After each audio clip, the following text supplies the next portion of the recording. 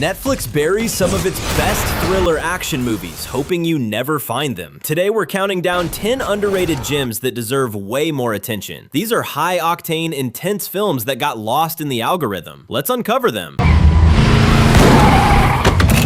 Frank Grillo stars as a getaway driver who gets double-crossed mid-heist. The entire film takes place inside the car as the wheelman races through Boston trying to figure out who set the driver up while protecting the driver's family. The movie runs in near real time, creating relentless tension as every phone call brings new threats and the city closes in. Grillo carries the film entirely through facial expressions and phone conversations while navigating betrayal from every direction. The wheelman realizes too late that the real target wasn't the money, it was the driver all along, turning what seemed like a simple heist into a personal vendetta. Director Jeremy Rush shot the entire film in just 12 days using only practical driving stunts. No green plays Duncan Visla, a legendary assassin weeks away from retirement, when his own company sends a team of younger killers to eliminate the veteran before the pension kicks in. The film embraces a hyper-stylized visual aesthetic, mixing brutal violence with dark comedy, as Duncan systematically takes down each assassin sent after the retiree. But it gets crazier. The movie reveals Duncan's company has been quietly eliminating all retiring assassins for years to avoid paying pensions, turning corporate greed into a literal death sentence. Mickelson performed most of his own stunts despite being 53 during filming, including the intense winter forest fight sequences. By the film's end, Duncan has burned down the entire organization, proving that experience and patience beat youth and technology every time.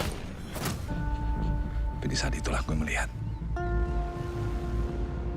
satu kehidupan kecil yang sudah di ujung tanduk. Mungkin aja gue bisa merubah takdir gue.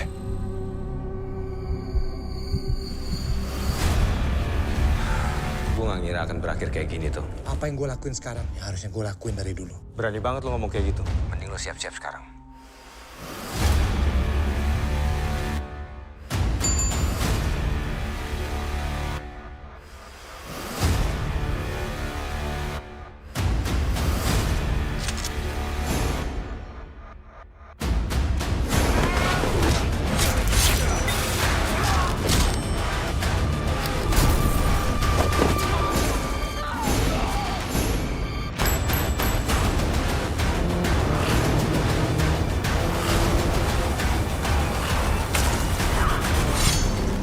Hanya bisa rencana hidup ini, Rian.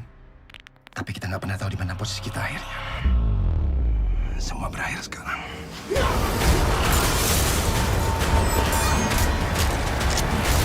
Ito, a triad enforcer, saves a young girl during a massacre, turning the enforcer into a target for every gang member in Jakarta. The Indonesian film delivers some of the most visceral, brutal hand-to-hand combat ever filmed, as Ito fights through waves of killers using knives, machetes, and bare fists. But it gets worse. The film doesn't pull punches, literally showing bones breaking, skin tearing, and blood flowing in ways most American action films would never attempt. This makes John Wick look tame by comparison, yet Netflix barely promoted it outside Asia, despite the action being objectively superior to most Western releases. By the final fight, Ito and childhood friend Aryan have destroyed an entire building full of combatants, proving their friendship was always destined to end. As Sam, a cold-blooded assassin who breaks protocol to save an 8-year-old girl, forcing Sam into conflict with the shadowy organization that raised the killer. The film assembles a powerhouse cast, including Lena Headey, Michelle Yeoh, Angela Bassett, and Carla Gugino, as a crew of veteran assassins who run a secret weapons library disguised as a library. But it gets crazier. The action sequences embrace a neon-soaked comic book aesthetic with fight choreography that mixes John Wick brutality with stylized flair. Netflix released this with almost zero marketing, despite having a stacked female-led cast that could have made it a franchise starter. The algorithm buried it immediately. Karen Gillan trained for 3 months in martial arts and weapons handling, performing approximately 90% of her own stunts, including the bowling alley massacre sequence. Shit. The guards, they're back. We gotta go. All right, we can each take a backpack of cash and we're gone. No, there's about $100 million waiting in the van out there. We are not leaving them any of this money. What's the alternative here? We need to hunt quickly. That's not what I signed up for. Time's up. Move. Move!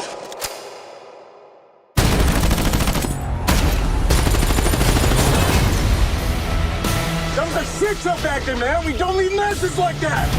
It wasn't just Lorea's money. A lot more people are gonna come after you. You lied to us. They got every town covered. So we go through them. As long as Lil Harding you think it's gonna be. It's too late to walk away. Crash land here, we all die. Lose the money! Oscar Isaac. Ben Affleck and Pedro Pascal star as former Special Forces operatives who reunite to rob a South American drug lord. The heist succeeds, but the team takes too much money, overloading their escape helicopter and forcing impossible decisions. But it gets crazier. The film spends the second half watching these elite soldiers turn on each other as greed, paranoia, and desperation destroy their brotherhood. Netflix released this with almost zero promotion despite having a stacked cast and being directed by J.C. Chandor. The film deserved a theatrical release, but got dumped on streaming. By the film's end, most of the money is lost to accidents and betrayals, with the survivors returning home broken, proving that some missions succeed yet everyone loses. Chris Hemsworth stars as Tyler Rake, a black market mercenary hired to rescue the kidnapped son of an imprisoned drug lord in Dhaka, Bangladesh. What starts as a standard extraction turns into a citywide manhunt as corrupt cops and rival gangs hunt Rake and the kid through the streets. The film features one of the longest continuous action sequences in modern cinema, a 12-minute oneer that moves from buildings to cars to rooftops without cutting. The Russo brothers produced it, yet the algorithm barely promoted the film.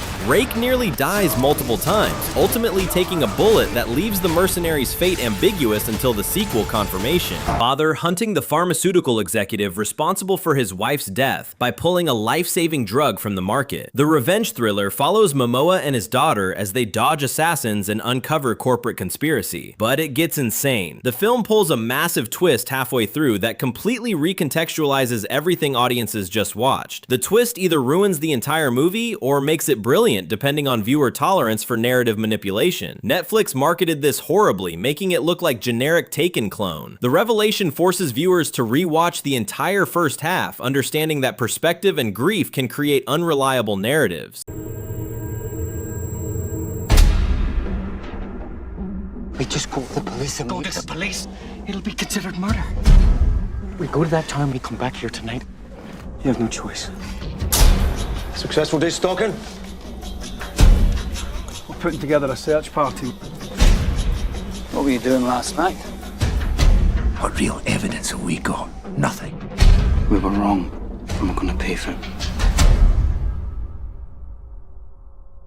Let's go!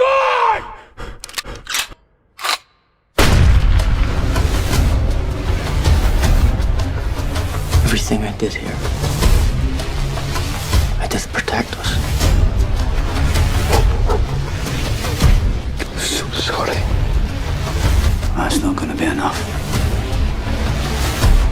That's not gonna be nearly enough. Two lifelong friends go hunting in the Scottish Highlands when a tragic accident turns their trip into a nightmare. The locals discover what happened, forcing the friends into increasingly desperate decisions to avoid consequences. The slow burn tension builds as small mistakes compound into irreversible disasters. This is one of the most stressful films on Netflix, yet the algorithm never recommends it. The slow burn tension makes viewers genuinely uncomfortable, which is probably why Netflix buries it. The friends discover too late that the small Highland community has its own dark secrets, creating a situation where everyone has blood on their hands and escape becomes impossible. The killer exactly 24 hours to live. Kate spends her final day tearing through Tokyo, hunting the crime boss responsible, while her body systematically shuts down. The film maintains relentless momentum as Kate battles Yakuza members in nightclubs, subways, and neon-lit streets while the clock counts down. By the film's end, Kate realizes the poisoning was personal, not professional, turning revenge into something that destroyed the organization but gained nothing, proving that some victories feel exactly like defeat. Winstead trained for 6 months in martial arts and weapons handling, performing approximately 9 minutes.